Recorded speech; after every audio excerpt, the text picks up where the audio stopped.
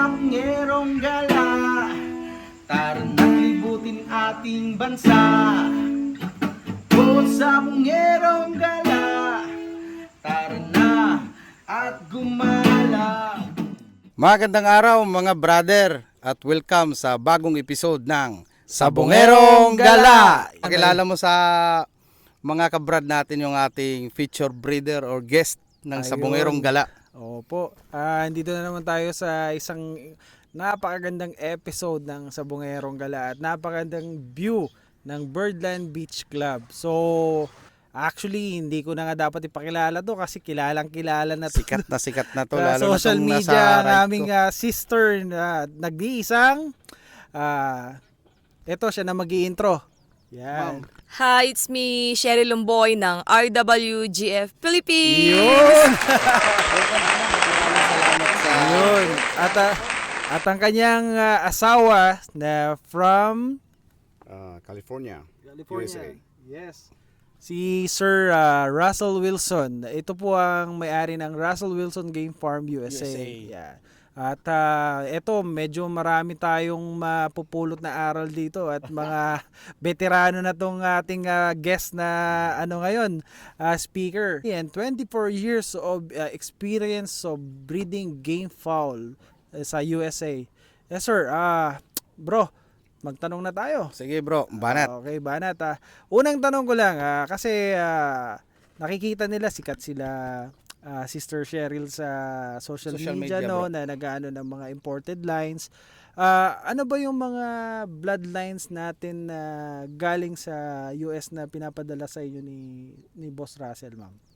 Yung mga bloodline na pinapadala niya, sweater, meron kaming Kilso, Sweater and Kelso, meron kaming Yellow-Legged Hutch. Yellow-Legged Hutch At from saka, yung Yellow-Legged Hutch namin, meron kaming Carol Nesmith. Carol Nesmith. Yes, Meron Stewart. kaming, opo, at meron kaming Josan Ford, Yellow-Legged Hutch. Okay. At Larry Romero, Wow. Yellow-Legged Hutch. Wow na wow talaga ang mga pinapadala ni Boss. So, itong mga bloodlines na to, naikwento sa akin ni Boss Russell. Before niya ipadala, ano yun Boss? Elaborate mo nga. Kailangan muna nating ilaban sa US para kung pwede sila, ipadala natin sa Pinas. Ganun lang. Hindi pwedeng basta papadala na lang. Dahil hindi natin alam kung bulok yun or... Tama. Oh. So, Boss, pag bunili kayo kunwari sa isang breeder sa US, nilalaban nyo muna.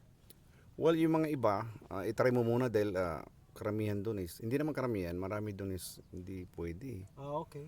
So, ang advantage sa akin is may farm ako sa Amerika. At kung pinadalan ako ng pangit, susubukan ko muna kung pwede magpinas. Kung pwede sila, pwede ko silang ipadala sa Pilipinas. Kasi napakamahal ng shipping. Breeding Oo. materials. Yun din. Kaya napakaswerte ko dahil may farm ako sa US. Yeah. Tsaka dito sa Pilipinas. Meron din at in charge ng asawa ko diyan. Oh, okay naman.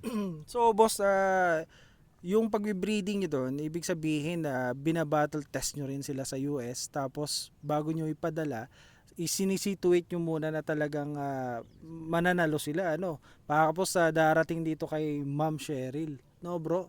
Yes bro, actually parang akong speechless ngayon.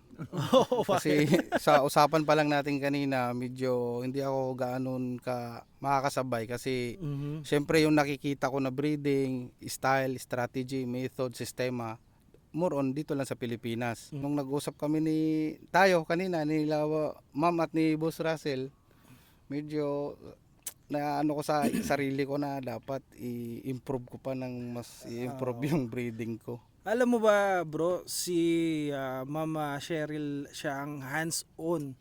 Ma'am, totoo ba yun? Hands-on kayo sa farm? Yes po. Kita nyo yung mga brad, no? Si Ma'am Cheryl, hindi mo sasabihin na nagbebenta lang to. Hands-on to, nakikita ko yan lagi. Siya ang nag-aasikaso. Morning ha, maaga pa lang siya nakagad ng So bro, may tanong ako kay kay Ma'am babies Cheryl. niya. Yeah. Ma'am, ano bang nag-inspired sa'yo kung bakit ginagawa mo yung pagbe-breeding? Kasi more on lalaki yan dapat. So, as a wife, paano ka na-encourage o na-inspire na gawin mo yung part ng pagbe-breeding? Sabihin na natin, hindi lang sa breeding, sa pagmamanok na talaga.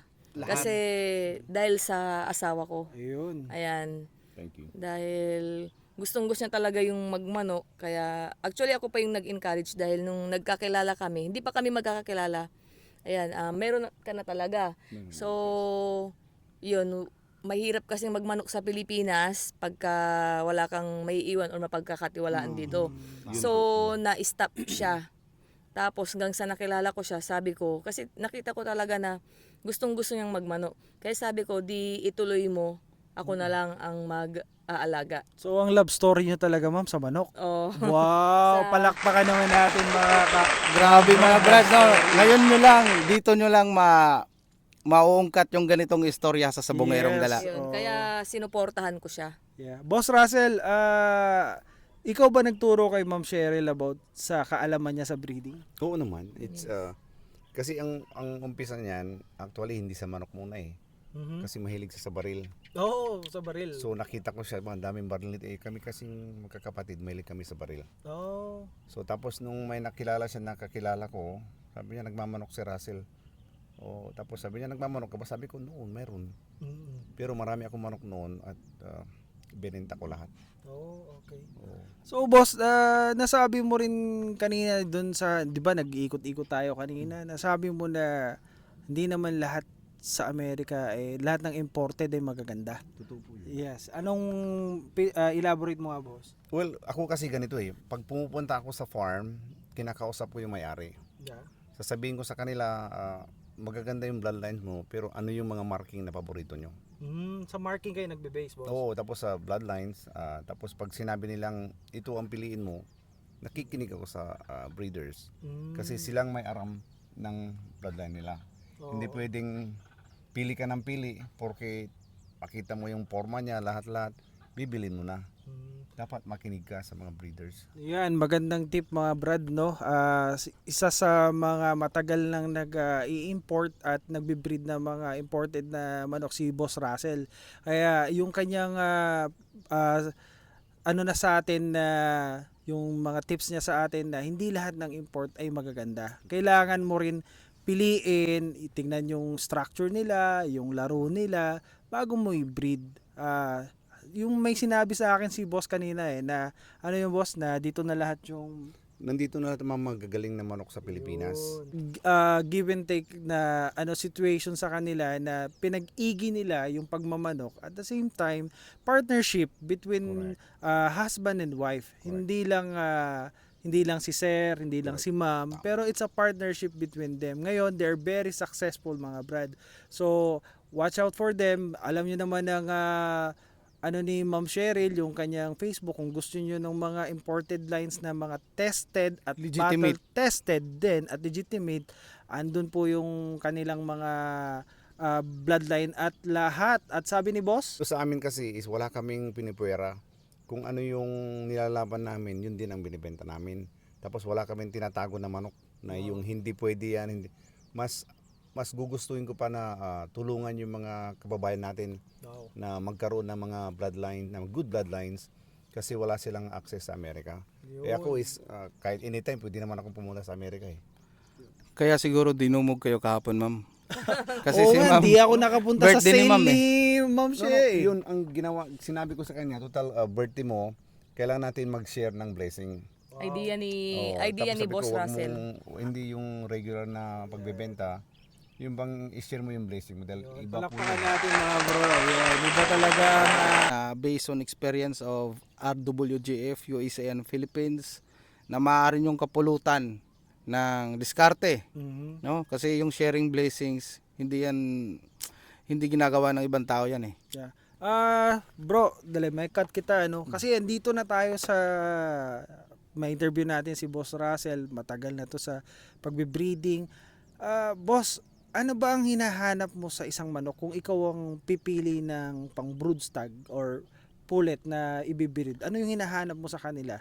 Well, sa akin lang no, dito sa RWGF, ang pinipili ko yung magandang katawan niya, hindi malaki, hindi mahaba, yung tama-tama lang. At saka yung tindig niya, Dapat dapat yung tindig niya parang sundalo talaga. Ayaw mo Oo. nung mga parang taong tumayo?